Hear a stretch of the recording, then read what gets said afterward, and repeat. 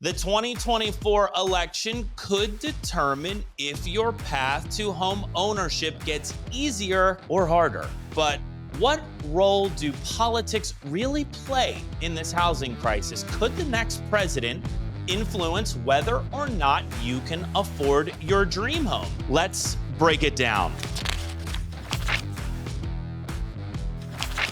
Now, I did a video on this back in the 2020 election, which had ample data. But because I keep hearing seller and buyer clients alike on the fence, with one buyer actually telling me this week that the country is about to go through, quote, a major change, I thought it might be appropriate to revisit this recurring forecast. Let's quickly analyze current market conditions. Fueled by 3 to 4% interest rates, the housing market of 2020 and 2021 were white hot. And according to Redfin, pricing soared over 40% since 2019. But between June of 2022 and October of 2023, interest rates skyrocketed up by 5.25 percentage points, ultimately climbing to 8%. Now, this literally shut off demand. Even those that needed to move, had to move, couldn't do it because even a lateral change in house cost them more money per month. With so many Americans locked into interest rates at 4% or below who are not going to move soon or even in the next decade, inventory has remained and will remain low. So home prices never crashed as many predicted and frankly had hoped. Instead, we just saw a deceleration in home price appreciation. Now, this killing combination of high pricing paired with high interest rates has made the dream of home ownership unattainable for most Americans. In fact, Gen Z and millennials have been completely demoralized. Redfin asked roughly 3,000 homeowners and renters to weigh the importance of various issues and how they plan to vote.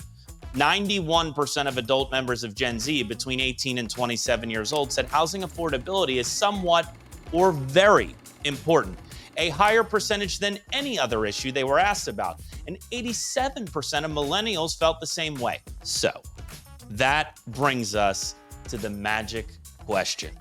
Okay, let's assess the situation. Is there a drop-off in home sales during election years? Now, BTIG, a research company, analyzed new home sales back to 1963. And in their report, they found that in non-presidential years, there's a 9.8% decrease in home sales from October to November. This is normal seasonality for the marketplace. However, in presidential election years, it decreases to 15% from October to November as buyers become more cautious with the potential uncertainty of a new administration. And look, it makes sense. Housing-related policy proposals such as payment assistance and mortgage interest deductions are central to both political parties' platforms, so it's easy to adopt a wait-and-see approach. Now, BTIG and every other report I've seen found the same thing after elections. The temporary extra 5% in slowdown of home sales ultimately results in later sales, mostly because the economy, interest rates, and life change have far more meaningful roles in a buyer's or seller's decision-making process than who is commander-in-chief. And speaking of interest rates, they're not directly controlled by the president. Another important finding of many studies like this are that the first year after an election cycle, for the exception of 2008, have always been the best year of the 4-year cycle. Now, another popular question is, will it matter who is elected? Now, while presidents and Congress can enact reforms, the truth is that local policies like zoning laws and tax exposure play a much bigger role in addressing housing shortages. Here's my forecast. In a recent poll, 35% of homeowners said they'd feel comfortable selling once interest rates dip below 6%. That's going to happen in the next 60 days. As interest rates continue trending downward, demand will continue to creep upward. Now, if Trump is elected, red counties will likely continue to outperform in their markets, and local pressures like mansion taxes, like those here in LA and New York, will continue to affect small segments of the market, but not the overall market. That leaves my question for all of you. What are you waiting for? What are you waiting for, huh? I want to hear it in your comments below. If you know November is historically slower and you've been waiting on the sidelines for a deal, what are you waiting for? I'm serious. Comment below. I have a thing for arguing with trolls, in truth. Look, personally, I bought a house in February of 2024 when no one was shopping for a house.